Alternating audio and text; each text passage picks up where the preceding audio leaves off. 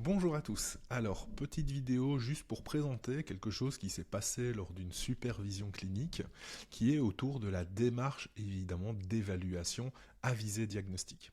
Effectivement, je me suis retrouvé confronté à une collègue qui était en surcharge d'informations suite à son premier rendez-vous et qui a difficilement pu faire le tri et donc au final a plutôt répondu à la commande qui était nous pensons en tant que parents que c'est un TDAH et au final l'évaluation a été je vais faire une évaluation pour le TDAH. Cependant, suite à l'évaluation, elle remarque qu'il y a énormément d'éléments liés à l'anxiété, énormément d'éléments liés à un potentiel TSA, et il devient difficile, une fois avoir répondu à la commande d'évaluation du TDAH, de pouvoir revenir vers ses parents pour essayer d'être capable de leur présenter la suite au final de la démarche d'évaluation.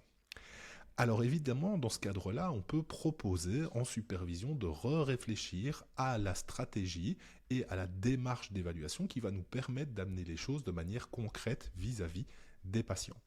Évidemment, cette démarche d'évaluation, elle part dans un premier temps d'une analyse de la demande, évidemment le pourquoi les gens viennent vous voir, mais également aux éléments d'anamnèse, c'est-à-dire quels sont les comportements déjà du quotidien qui posent problème, symptômes et retentissements, depuis combien de temps ces éléments sont présents dans la vie quotidienne qui vont nous permettre de nous mettre sur la piste de la temporalité des symptômes, mais également d'avoir d'autres informations évidemment développementales.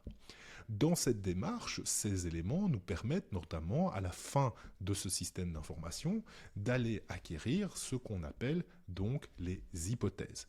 Toute une série d'hypothèses qu'on va appeler hypothèses faibles de diagnostic, c'est-à-dire à quoi nous fait penser les éléments que nous avons récoltés. Ces hypothèses sont importantes puisque dans notre processus hypothético-déductif, nous avons une volonté d'essayer de mieux comprendre et de mettre en évidence différents troubles qui pourraient expliquer les difficultés des personnes en face de nous, mais également va nous permettre au final de choisir les bons outils pour répondre aux hypothèses de la part du professionnel et ensuite d'expliquer de manière claire et précise ce que nous allons faire ensemble. Cependant, dans le cadre où nous avons trop d'informations au départ, ou dans un cadre où justement les informations manquent, il y a un élément qui est assez capital à mettre en place.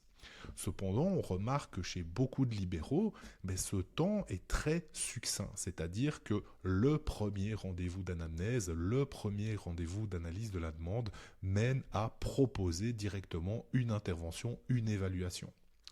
Cependant, dans un cadre de réflexion générale, il est important de pouvoir prendre un temps pour se poser et revoir cela éventuellement avec les patients.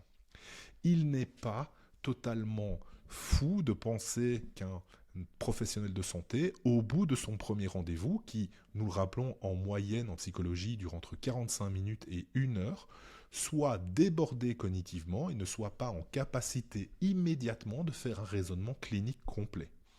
Il n'est pas insensé de penser qu'il puisse exprimer à ses patients le fait justement d'avoir beaucoup d'informations, de devoir prendre un temps de recul pour pouvoir revenir vers les patients et leur proposer la meilleure démarche disponible une fois les éléments mis sur la table. N'oubliez pas de prendre ce temps. Aujourd'hui, dans un système de santé où on vous demande d'aller toujours plus vite, toujours plus fort, il n'est pas totalement impossible de penser différemment. Pour le bien-être des patients, mais également pour vous, pour éviter justement de vous sentir débordé, prendre un temps de réflexion, de mise à distance par rapport aux éléments que nous rencontrons, me semble aujourd'hui indispensable. Alors n'hésitez pas, prenez le temps de pouvoir poser vos hypothèses pour choisir les meilleurs outils. N'oubliez jamais que les meilleures prises en charge découlent souvent de la meilleure évaluation possible. Allez, à bientôt.